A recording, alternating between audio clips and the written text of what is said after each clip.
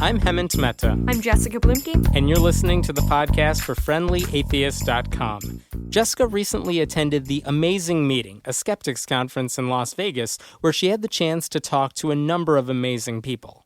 For this episode, I sat down with TAM emcee George Hrab and Sheldon Helms, a professor of psychology, on the final day of TAM 2014. We talked about our reflections on the conference, the importance of communication in the science community, and the true flavor of bubblegum. Welcome to the podcast for FriendlyAtheist.com. My name is Jessica Blumke. I'm coming from TAM 2014, and I'm joined by... You may introduce yourself. Oh, George Hrab here. Hi. Yeah, so people can hear your voice, and you were our MC. Yes, I was the MC. And other things people should know about you are? I like strawberries. Mm-hmm. Strawberries or strawberry-flavored things? Actual strawberries. Okay. Strawberry-flavored things, not so much, which is odd. I actually feel the same way. Right? Okay, what about grape flavor versus actual grapes? I like them both, but they're not the same flavor. Well, that's not the question. Oh. That's not the issue. I like them both separately. Both separately. Which is there a preference for one or the other? Given actually, I will say grape is my go-to flavor choice. If I have an array of Skittles, let's say. Skittles, yeah. Let's say. Grape is the way you go. Grape is every time. Okay, I have a bit of information which will blow your mind. Okay, pause. No, because it's right in the subject. Oh, okay. It's right in the subject. Yeah. It's just for 1 second. What is the flavor of bubblegum? Do you know? No. What is the flavor of bubblegum? Because I'm going to tell you what it is. It's You're not going to believe flavor. me. It's bubblegum flavor, right? Yeah. No, it's pink. It's banana. It is. No, it's yes, not. I know you're not going to believe not. me. Next time you have a piece of Just bubblegum, blew my mind. think banana, and you will be astounded. It is banana flavored. Bubblegum is banana. That's flavored. like those videos where they say one thing and you hear another Right, because of the way their mouths are right, moving. yeah. It's that same thing, but with olfaction and gustatory. Wait, is this just a trick that, like, if I think bubblegum, I'm primed to think the flavor they banana? use for bubblegum since like 1904 has been banana. That's got to be the over. biggest scam since Mother Teresa. And what was her flavor? Ugh. Can you imagine? Grizzled Mother Teresa flavor? Bitch. That gum's got to be disgusting. Ew. Yeah, it's just you suffer through it. It tastes like poverty. Sorry. I didn't introduce myself when I started talking over George. I don't think you should. I think you should remain anonymous for this particular interview. Just pretend we don't hear you. I've been anonymous too long. That's why I'm riding your coattails, lady. Yeah, my long and extensive coattails. My name is Sheldon Helms, Hi, and Sheldon. I serve on the board of directors of the Bay Area Skeptics, and I'm a professor of psychology at Maloney College. Mm-hmm. And so we were talking earlier about what's the thing about the time and value? Say that. Yeah, we were discussing, well, we were waiting for someone, not George, to show up for the podcast, and I was saying this is an example of chronemics, because it's communication through time. So like when you're waiting in the doctor's office, it sends a message that he or she is more important than you. Is that with the CH? Chronemics? Like Chronos. Like Chronos, yeah. Chronos. Oh, that's awesome. Chronemics, yeah. Or waiting to reply to an email. Exactly right. That's exactly what we're Or talking the about. one I tell my students about is when the 3-day rule with Yes. the guys, they're always telling each other, oh no, after a date, even if it went well, you don't call her right away. Because that implies Yeah, you're too desperation. desperate and she won't like that. And I don't know if there's any research on that, but... Do people still believe it. do that? Because, like, now, like, I don't know Facebook what and things like that. heterosexual people do. Don't ask me. I don't know. We don't date in my realm. We just know instantly, by instinct. Yeah, you're the one. Let's go. Wow. That's why I've been together with sounds- Steve for so long. That sounds great. It's great. It's kind of like a death sentence. So at this point, we've been together so long, it's more like a Mexican standoff. We just kind of stare at each other on the couch, saying, "Do something." No, you file. I dare you to leave. No, I dare you. No, the How punishment is you stay with me. How long have you been together? More than 2 decades. Wow. I know. Wow. Did you expect that at all from the start? Yeah, actually, So I'd you've never seen been it. in love before. Yeah, I was fell it. in love with him, and that was it. Yeah, he was in love before. With a woman. Wow. Yeah, that's the power of this that I got going on. For the baby. I have listeners, Sheldon just- gestured to his face area. Right, the facial and also the hair The hair area. area. Which, it's a sore spot between George and me. So You are also two of the most sharply dressed gentlemen at this, except for you're always dressing up like Banachek, which... no, Banachek dresses like me. I don't know. Yeah. And to say we're the best dressed skeptics is kind of like saying that you're the smartest drummer. It's not that big a deal. You know, it's not that big a deal. You heard it here first, folks. George is taking down drummers, finally. Well, that's what I do for a Those living, so I can do smug that. sons So of yeah. bitches. Yes. Oh yeah, you're a musician. Yes. And you led, as I was saying to you last night, last year at the end of TAM, you brought out your guitar and led the best sing-along I've ever heard. It was a lot of drunk people, I assume. Well, they were in a bar. At with drunks 2 a.m. with drinks in front of them. So yeah, And drunks in front of them. and behind them and on the side as well. But my boyfriend got a recording of Not it. your boyfriend. My fiance. Fiancé. Fiancé. That's Fiancé. so nice of you to. Congratulations. Thank you. So lovely. It just happened yesterday, which is, I don't know what today is, but people aren't going to be listening to this anytime soon. Today's Sunday. On But Sunday. the Having date- Saturday what's of the date? TAM. Of Saturday of TAM. 11th-ish. That's so exciting. You had no idea? Did you any clue? Any No inkling? idea. I don't know if you saw me right after it happened, but I was weeping uncontrollably. You were a mess. I was a mess. You were an adorable mess, but you were a basket case. I was a stranger volunteered to take our picture. She's like, oh, you have to take a picture right after it happened. And this lovely, nice stranger told me to get my shit together. That is how big of a mess I was. And that is the TAM experience. I just sum up the TAM experience. But anyway, That random stranger, James Randy. Get your shit together, lady. people don't know this about him. That guy's an asshole. No, he just wants his things to run smoothly. So yeah. Oh my god. But anyway, Yes, I your skillfully future name fiancé was dropped my, at the time, future fiance. So we recorded it and we were listening to it, and it was like a beautiful rendition of Space Oddity. Oh. And everybody knew every word and was singing beautifully in tone. I think there were harmonies. Well, that was the cool thing was we had there were 4 iPads kind of floating around. So I would sort of say what I had chords to. People would find the lyrics, and it was great. It was this 21st century sing along. It was really, really. I'm hoping we can do a little bit of that again tonight. We'll see. At some point, we'll see. I totally missed that. I'm so glad you mentioned it. I'll have to look for it online. Were you here last year? Yes. Oh, I've been here 10 times. 10 times. Yeah. How have we never spoken? Because you're famous and you don't like Oh, is that what it is? Oh, Yeah. I forgot that. That's right. I know. Yeah. Oh, because you're not. Yeah, because you're not. Because you're not one of. Yeah. Right. one of those not famous Well, people. Didn't get a limerick. We'll see. People seem to be tweeting a lot about me now, Right. right? Yeah. One moderation thing. Tweet me, everyone, at Sheldon W. Helms. Yeah. Is there a hashtag at the end? I don't know how to do it. No, it's not. Sheldon, as of this recording, has 4 followers. Yeah. One of whom is me. Wow. Two And- listeners to me. So yeah. And he did not follow me back, which I thought was rude. It's the chronomic clock. He's demonstrating his value. Well, I don't know how to do any of it yet. There's a learning curve. He said he accidentally followed Massimo. He's like, I don't know how I did it. But you didn't even start your Twitter account. No, I don't know where it came from. It's mystery. Just showed up? Yeah, it's suddenly Sheldon W. Helms. Is it self-aware? Are we at that point now? It could be AI. Twitter which, is self-aware. Yeah, Stephen Hawking says it would be the worst thing we could ever do. Is if Twitter became self-aware? AI. If Twitter becomes self-aware, we're all screwed. for If sure. Twitter becomes self-aware, we are fucked. We are so fucked if Twitter becomes self-aware.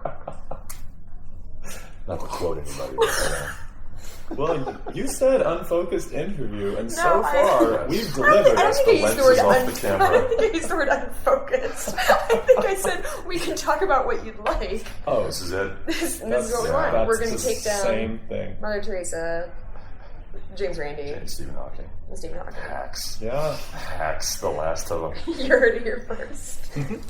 What was the best thing you learned over the weekend? What was the fact that you were going to take home from this weekend that you didn't have in your arsenal of facts? I learned that if somebody proposes to me, I won't stop crying for 4 hours. Do you think that's what TAM is all about? I think that's good. Do you think using everybody debates. learned that That's lesson? good to use in debates. Yeah. It's When good. someone says God is real, just say, "But I cried." But I cried so much. So much. Oh my gosh. Makeup was ever. No, I actually had a real answer to that question. It's that bubblegum is banana flavored. Actually, that's probably the one thing I'm going to quote mine. more than anything else. Okay, Because I don't sorry. believe you. I'm going to go by bubblegum. Girl. Don't believe me. Don't. You need to test it. That's Yeah. the whole point. But, Yeah. okay, sorry. Your fact. Yes. My fact is that I had no damn clue how the placebo effect worked. Because they did, they being Novella Steve Novella, and yeah. other people of that ilk, we're talking about science-based medicine, Right. which I think we should just be able to call medicine. But just about how the placebo effect, it's not self-healing. People think it's the mind healing itself, and that is specifically not what it is. Yeah, and right. that blew my That's mind. neat. Because I really thought I had a grasp on that thing. In fact, along that same theme, Harriet Hall has asked us to stop calling it the placebo effect, because there is no effect. It's psychological. She calls it the placebo phenomenon. I hope that catches on, because it's much better I've been trying to make a lot of things catch on this week. Yeah, a lot of my students fall prey to that, because I'll talk to them about, bullshit psychotherapies, gay conversion therapies, and blah, blah, blah. And when I go into this whole thing, they say, what about the placebo effect? Isn't it better to do something rather than nothing? And so you have to unravel that for them. And it's that word, effect. It's powerful. We need to take that away. It's like a result-based thing as opposed to just a and they think it's magical. Well, and it's not unlike the word theory. People hear theory of evolution, theory of gravity, and they're like, well, it's just a theory. And people, I guess it's a result of like a scientifically not... I don't want to say scientifically illiterate, but scientifically illiterate mass populace who they hear words like theory and think, well, I have theories about things. Right. It's also the fault of science communicators too, sort of presupposing things sometimes. I think we're guilty sometimes of taking a... It's much harder to communicate an idea that you understand to someone that doesn't understand that idea. That's really difficult to do, because there are all kinds of presuppositions in your statement, in your position. Like, it's like explaining a musical idea to someone that doesn't play an instrument. Right. It's really difficult to do, and that's why good teachers are rare and so valuable, to be able to communicate something inherently or inside and out to someone that has no frame of reference.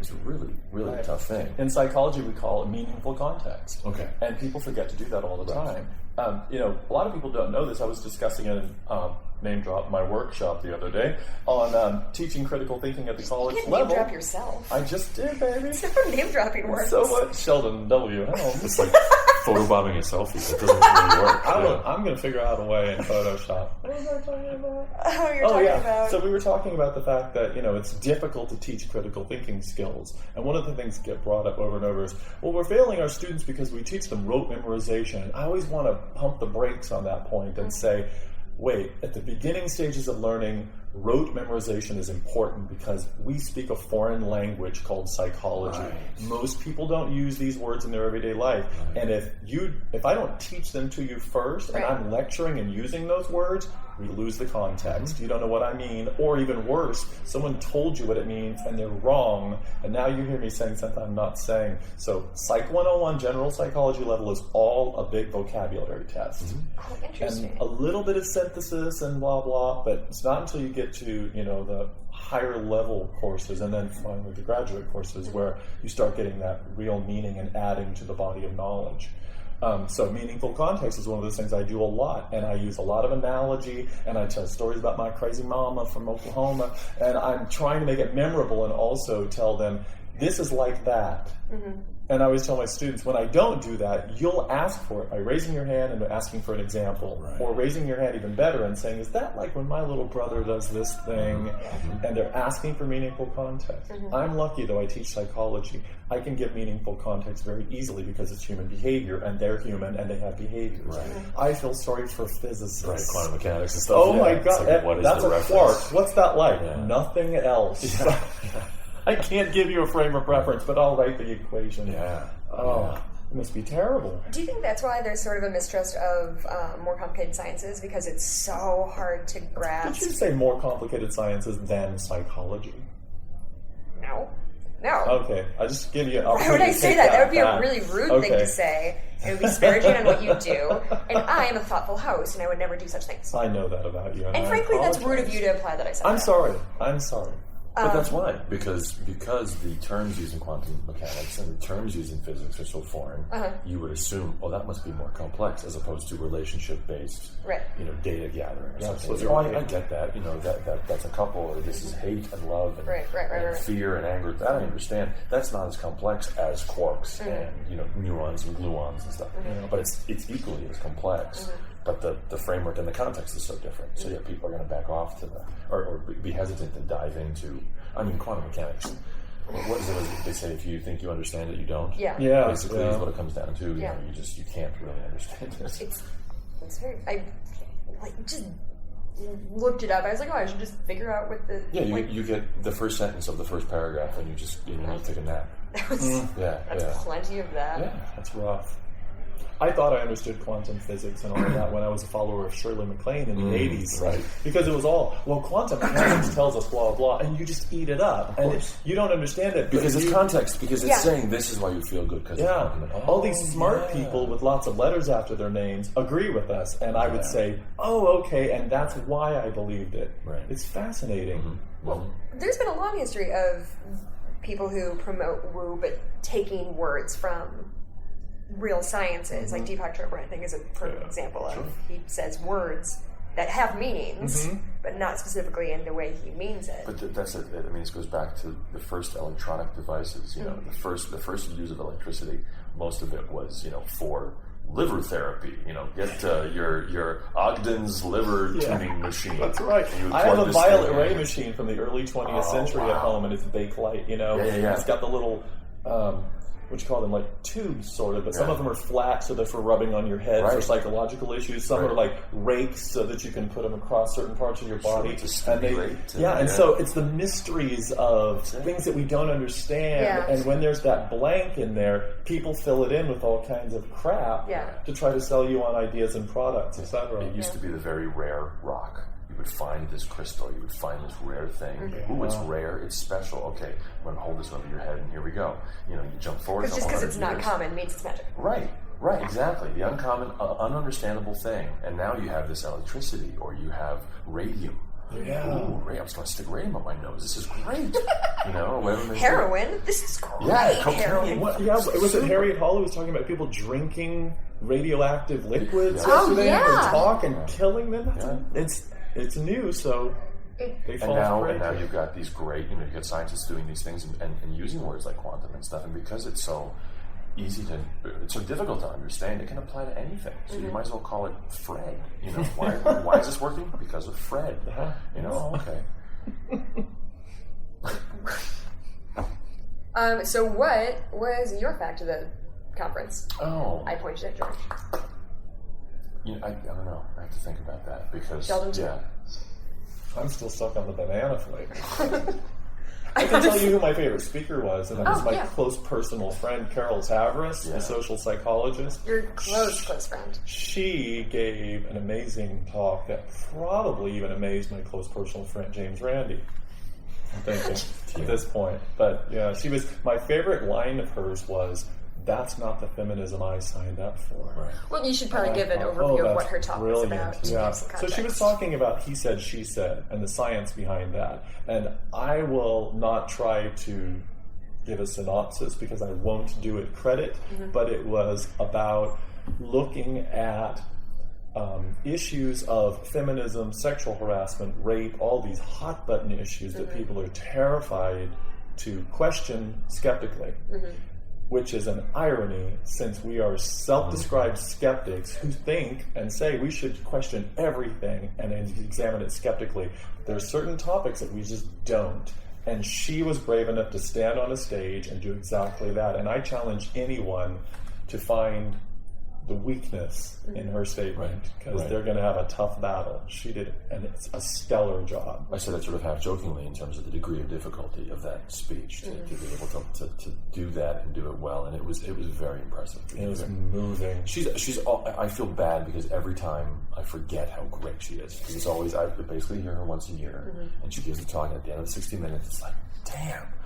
Right, she's awesome. Like, you know sort of intrinsically that she's awesome. Yeah. But then you're reminded how awesome she is. And once again, for the fourth year in a row, you go, damn, that was so good. That was so smart. So, and especially with that topic, of all topics. Yeah, very impressive. It may be her friendliness that throws you. Her friendliness and this ninja humor. Yeah, she's up in the rafters, just like, and can just throw this star of humor at you, and it just hits you right in the taint, That's a bad place to get hit. Yeah, but you just end up going, God, that's funny. Like, how is this lovely woman just doing that to me? Yeah, it's great. Eugenie Scott will do that too. Absolutely. She drops those bombs, and you're just bending over laughing. I remember once when she was talking at my college, for me actually, and she was talking Name about... drop yourself again? She found a website, for Sheldon W. Helms. Find me on Twitter. She was, and SheldonHelms.com, my website too. I forgot to mention that. George, anything? Album coming out? For me? No. We do that at the end. We'll do that at the end. I don't like plugging myself because it just doesn't make me feel good. Well, now I look like an asshole. Well, yeah. Jesus. That's why we brought you in here today. You can just plug Sheldon. Yeah. Please right, do, yes. What was I talking about? Oh, yeah, Jeannie. Whatever. She was showing a website up there, and it was one of these like Christian websites that's telling you why you should go to their school, and because they don't do that evolution stuff or anything. And there were all these girls that are holding their books and looking charming and everything and smiling. And the website said something like had a speech bubble coming out of her face or something. It said something like, why can't you just present the information to me and let me decide? Right. It was on evolution, and Jeannie paused for a moment, and the audience was really quiet, and she said, "Because you're 12, dear." It floored the audience. Oh, that's so funny. So funny. Yeah. She's That's like a phaser coming out of something. That's great. Let's talk about Bill Nye. Mm. It was so good. He held the audience in the palm of his hand, which is not surprising, but it's lovely. He was so good. He literally leapt on stage. Yes. He sort of jumped out on stage, and it was like, here we go. Yeah. This is going to be a thing. And boy, from the first minute. Yeah, and he spoke a lot about his debate, and it was interesting because he was kind of rehashing things that he said during the debate, but I was still just eating it up. Fascinated by it. Yeah. It's just, he's so compelling. Yeah. And I'm sorry, but to me, the fact that, obviously he's a great science communicator, great entertainer on stage. Backstage, which is one of the coolest things that I get to see, is what people are like, and he couldn't have been nicer. Could not have been nicer to everyone. So he thanked the crew. As he's leaving, he says again, anything you need, are we good? Was that okay? Did I go over? Was that okay? Yeah, and that's what I mean. It's just really, and it's not this kind of showbiz BS. Yeah. It's just he sincerely wants to improve. Sincerely wants to make sure things are okay and that we're happy and that it was worth him. Just great. And he leaves and everybody feels awesome. Yeah. I'd hoped to interview him on this very podcast. I did not get him, which was a bummer. But I'm fine with it now because just that talk was so good. Yeah. And frankly, sitting next to him for a half hour would have been terrifying for me. I've been worried about it. But anyway, but so we were about to get dinner, so we were sitting outside, near where the parking garages are. So we're in the lobby, and he walks through with his entourage, and they're blazing through the lobby. Yeah. And in his wake, you just hear, "Was that Bill Nye? Was that Bill Nye? Was that Bill Nye?" And just everybody, there's a BMX thing happening now, and it was all of those folks that was Bill Nye the Science Guy, and then just you could hear it echoing throughout. He's a remarkable personality. Yeah, he's a tour de force. He was talking, for those of you who are listening to podcasts and didn't get to be here, sucks to be you, but he gave a wonderful synopsis. My listeners. No, I want to motivate them. I'm giving them meaningful content. You guys should come. This was awesome. But he was talking about his debate with Ken Ham, this creationist dork. And speaking of Eugenie Scott, it was Jeannie and Josh Rosenau, they both at the time work at National Center for Science Education, who helped prep him, along with Michael Shermer and some other folks. And I think they did an amazing job because, he took a lot of criticism, Bill Nye, because people were saying, you're an actor and a comedian who pretends to be a scientist for a children's show. Right. You shouldn't be doing this debate with this guy who does this for a living and as his ideology, and he's going to wipe the floor with you. Well, he didn't. Not even close. Bill knew his shit. Yeah. Oh, can I cuss? Yeah. Okay. He knew his shit, damn it.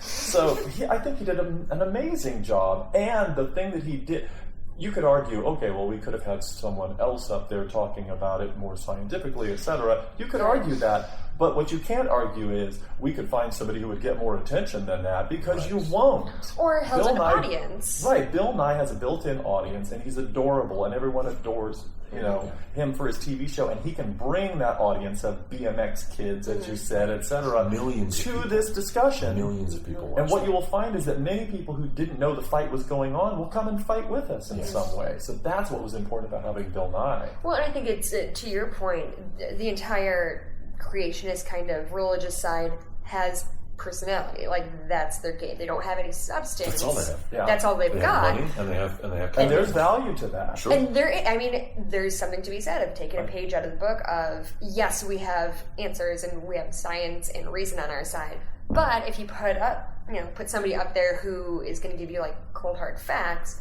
you're losing a lot of people. In communication, being right is not enough. Right. And it's a very unfair thing, and it sucks, but that is the world that we have inherited. And it's taken a long time for our side of it to realize that, because you think, wait, the facts are right here, and the facts are right here. And it's not enough. And I think what's great about this particular conference is over the span of the last decade, it's changed. It's modified itself, and it's become apparent that you need to be able to communicate context and ideas and not just be right. What's great, though, is that once you can do that, you have being right as well. So, someone like Ken Ham, who has nothing of substance behind him, can be successful and can communicate and can convince people.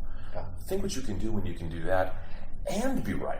Yeah. That's why I think ultimately, the tide will go in our favor, because we all have iPhones, because we all rely on technology, we all rely on all of these scientific principles that drive every aspect of our existence, and it's through critical thinking that we've achieved all these things. So we get to be right and presented in a way that is fun, like Bill Nye, and he's the perfect example of that. But do you think, so I think you're right, I think skepticism and scientific literacy is getting more popular, but it also seems that the other side is galvanizing against it in a way. Like, is that just a pendulum swing? Because there's, I guess, lately there's been a huge amount of not trusting science, or vaccines are giving you autism. I think the number is getting smaller but louder.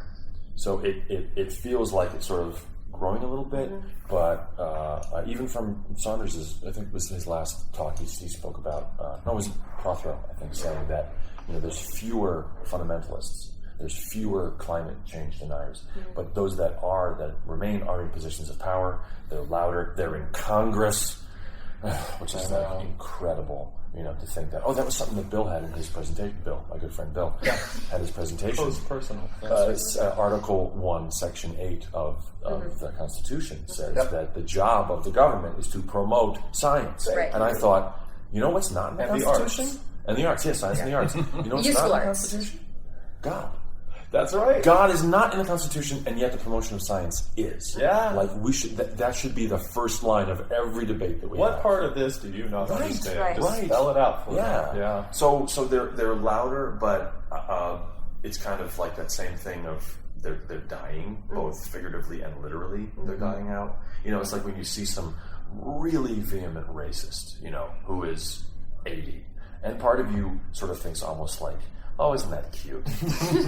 Like, because you're going to be they've gone lost their soon. teeth, so to speak. Of course, literally and figuratively. You're going to be dead, and it's going to be fine. Yeah, you're going to be gone. Like, enjoy your midday meal, right? And you're going to be gone soon. So yeah. Well, I'm glad that we're getting louder too. Yeah. I tell my students, when I tell them about these hot button issues, I say things like, "Well, did you know that it's okay to fire people for being gay in most states in the U.S.?" And they're astonished by that fact. Yeah, there's like 6 or 7 states. And being trans, it's almost every state. There's no protections whatsoever. And their mouths drop open, and then they start saying things like, "This will not stand. What do I do about this?" And I say, on certain issues, it is no longer okay for you to sit in silent agreement. You need to get up and do something. Get up and say something every opportunity. And, I used to call them my minions, and now that this movie came out, they think I mean the little yellow creatures. So now I just say my flying monkeys. And I tell them, go, spread the word, my pretties. It's important that we be as loud as they are, and like George said, at the same time we're being loud and having charisma, we're also correct. So now we've got 2 punches for every one. Yeah. And I think the gay rights movement is such an interesting one because it got so much power so quickly. The time between, of course you don't get gay marriage. Of course that's too... Well, there was a long time period where there wasn't any, because what happened was, if you look at the history, it was progress, gaining momentum, AIDS. And as soon as AIDS hit, gay people disappeared from TV, from movies, etc. And the only time you ever saw it was when they're spreading that disease, quote unquote. and it's taken a while because now people are living longer and we're succeeding in battling this, etc. Still a lot of suffering. People need to protect themselves, etc. But now it's becoming, once again, like it was in the 70s, cool to have a gay friend. Yeah. Some people will say, well, that sort of demeans us and blah, blah, and I say, oh, don't give a shit. Learn to take yes for an answer. Right. But also, I think that's even working past that, because you look at shows like Will and Grace, for example, where like you have Jack, who's just like this very over-the-top, very stereotypical person, and now it's just, you can have shows that are about a gay character who is just a gay character just living his life. The parallels of sort of the gay experience and like the atheist or the sort of critical thinking thing, it's very interesting. Yeah. People that come out to their family as atheists who get shunned. I always sort of try to draw parallels. I mean, when this idea of, do we call ourselves skeptics? Is that sort of poisoning our brand? Yeah. And I always said, you don't get to pick your nickname. Anyone who picks their own nickname is a schmuck. Right. I mean, anyone call me Ace. No, I'm not going to call you Ace. Now I'll do it ironically, but I'm not going to call you Ace. So and I always say, look at the word queer. It was we are queer. I still have a problem with that one, but I understand to shut up about it. Right, okay. Because that's my thing. Yeah. The younger generation doesn't have a problem with it, and they've taken that word back. Yes. And I think it has mixed effects, both positive and negative politically, but I think probably the positive ones outweigh. Yeah. Well, and people have not only taken that back, but used queer as a very specific thing. My best friend's girlfriend, they're a lesbian couple, but she identifies as queer, and my friend identifies as a lesbian. Like, that's just the word she has picked to describe herself. They just do it on the weekends? What is the difference? I don't... Well, like I'm a social queer. Like a social smoker. She has dated men, and she's currently in a relationship with a woman, and that's just how she chooses to self-identify. Yeah, it's like the queer and questioning thing. It's like, it used to be gays, and then it was gays and lesbians, and then it was lesbians and gays, because it's their turn to be first. Yeah. And then we go, oh my god, we forgot the trans people, so it's LGBT, and then it was, I'm bisexual, and I get the same shit you do, LGBT, and now suddenly they added on 2 Qs, and I said, what's happening here? This is a whole thing now. For a while it sounded like a BLT sandwich, and now we've got this whole alphabet soup, I've and never it's heard that. queer and questioning. Yeah, and now probably we'll get an A in there because there's asexual people as well, and they're a minority too. So, I don't know if the acronym's all that useful anymore. We're probably going to get rid of it and maybe just start calling us people. I don't know. Yeah. Wow, let's put a bow on this, because that was a beautiful ending to a very strange podcast. Well, you asked for strange when you I didn't ask for George strange. I said we can talk about what you want. That's not the same thing. Yeah, who's in these chairs? What do you think we're going to No, it was delightful. I had fun. I hope people enjoyed it, because I certainly did. So let's wrap this up. So we could find you where again, Sheldon? Well, I don't like to self-promote because it makes me sound like an asshole. Right, George? That's what I've heard. But you can find me on the Twitter at Sheldon W. Helms. Let's see if we can break double digits for you when it Or comes to visit my followers. website at sheldonhelms.com where I do meaningful work, unlike people on Twitter. Oh, now no one will follow me. Sorry, kids. Or you can just go to geologicrecords.net, you can go to geologicpodcast.com, or you can just Google HRAB, and you'll find everything that has to do with me. Bam! Yeah. Okay. Well, thank you so much for joining me, gentlemen. And Congratulations again. oh, thank you. That's so nice. He made an announcement today in the ballroom, and it was lovely. And Oh, yeah, that's right. I was very comfortable having everybody stare at me. Good. It made me feel very regular. And thank you for joining us. You can find us at friendlyatheist.com. And thanks for coming. Thanks for listening to the podcast for friendlyatheist.com. Our theme song was written and performed by Brad Chagdis, and thanks to Michael Greif for helping us with on-site recording. If you like what you're hearing, please consider making a contribution at patreon.com/Hemant. That's He-Man T. We appreciate your support. I'm Hemant Mehta. And I'm Jessica Blimke. We hope you join us next time.